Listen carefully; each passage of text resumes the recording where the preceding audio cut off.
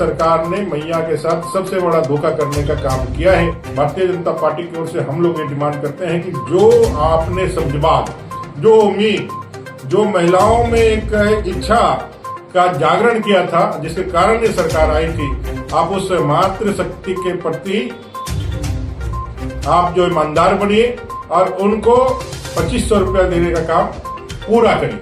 लबोलवाब ये है कि सरकार को तो सत्ता मिल गई है, अब बूढ़े बूढ़ियों को, दादा दादियों को पेंशन मिले चाहे नहीं पेंशन मिले, इससे कोई उनको मतलब नहीं है। मैया को सम्मान की राशि मिले चाहे नहीं मिले, उससे कोई मतलब नहीं है। युवाओं को रोजगार मिले चाहे नहीं मिले, उससे कोई मतलब नहीं है। इस सरकार ने मैया के साथ सबसे बड़ा धोखा करने का काम किया है और भारतीय जनता पार्टी की ओर से हम लोग ये डिमांड करते हैं कि जो आपने समझबाग, जो उम्मीद, जो महिलाओं में एक इच्छा का जागरण किया था, जिसके कारण ये सरकार आई थी, आप उस मातृशक्ति के प्रति आप जो ईमानदार बनिए और उनको 2500 रुपया देने का काम पूरा करिए। इंफ्रास्ट्रक्चर के लिहाज से अगर आप देखें तो इंजीनियरिंग कॉलेज हो या मेडिकल कॉलेज जो हो, इसकी जो आप देखेंगे ये बहुत ही कम है। 450 रुपया में सिलेंडर देने का जो इन्होंने वायदा किया था, 450 रुपया, उसका कहीं भी इन्होंने अपना कमिटमेंट नहीं दिखाया। कुल मिलाकर के अगर देखेंगे तो युवाओं के लिए रोजगार सृजन का कोई रास्ता नहीं दिख रहा है। लाखों लाख युवा हैं यहाँ पर, और बेरोजगार युवाओं को कैसे रोजगार मिलेगा, कैसे यहाँ इंफ्रास्ट्रक्चर बढ़े, किस तरह से रोजगार का सृजन हो, ये कहीं किसी दिशा में दिखने को नहीं मिलता है।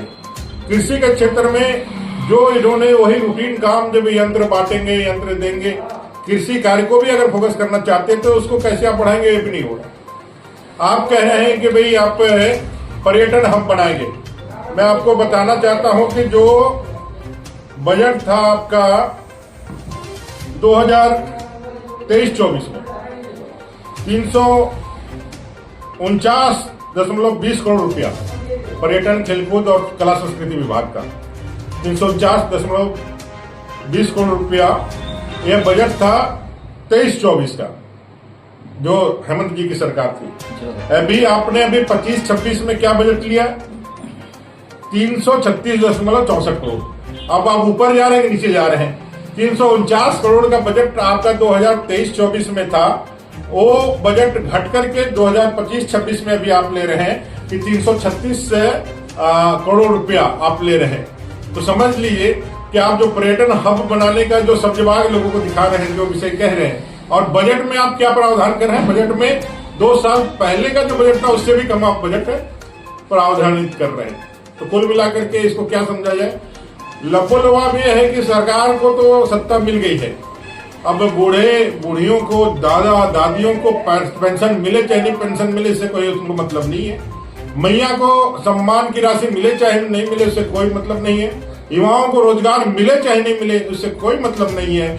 3200 रुपया में धान खरीद का जो घोषणा करके किसानों को इन्होंने वोट अपने लिए संग्रह किया था, उसको अब 2400 रुपया में भी धान खरीदे चाहे नहीं खरीदे, इसको कोई मतलब नहीं है।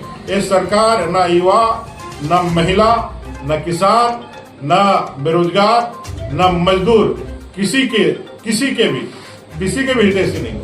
यही सरकार थी जिन्होंने बार बार ये कहा था कि भाई यहाँ के पलायन को रोक करके हम यहीं पे नौकरी देंगे। हमारा पूरा फोकस यह है।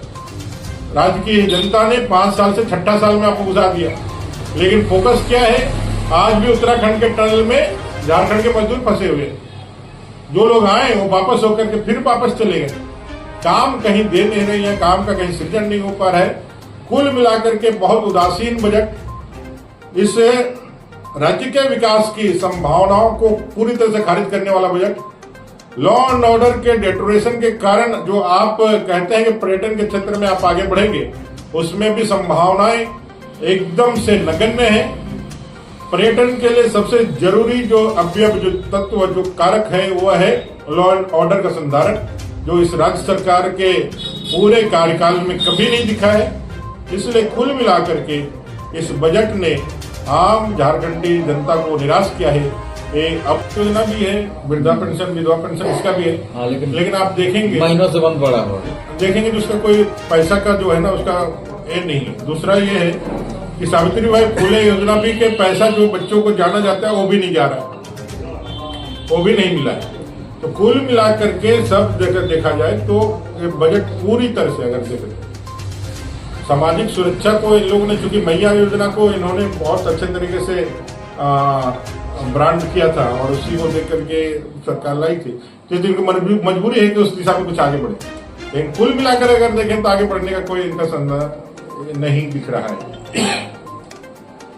पर सामाजिक सुरक्षा में बच्चों की साइकिल भी आती है और साइकिल की क्या स्थिति है, 5 साल में एक बार भी बच्चों को साइकिल नहीं मिला। और जो साइकिल मिला वो कमीशन के लिए वो कहीं गोदाम में सड़ रहे, वितरण का समय खड़ा है। मैंने कुल मिलाकर बजट जनता के साथ धोखा, जनता के साथ, मैया के साथ तो सबसे बड़ा धोखा है। और मैया का धोखा है तो जो सरकार जिस मैया ने इस सरकार को वापस लाने में अपनी महत्वपूर्ण भूमिका निभाई, अपनी सबसे बड़ी भूमिका निभाई, इस सरकार ने अपने बजट में सबसे पहले उसी को धोखा दिया।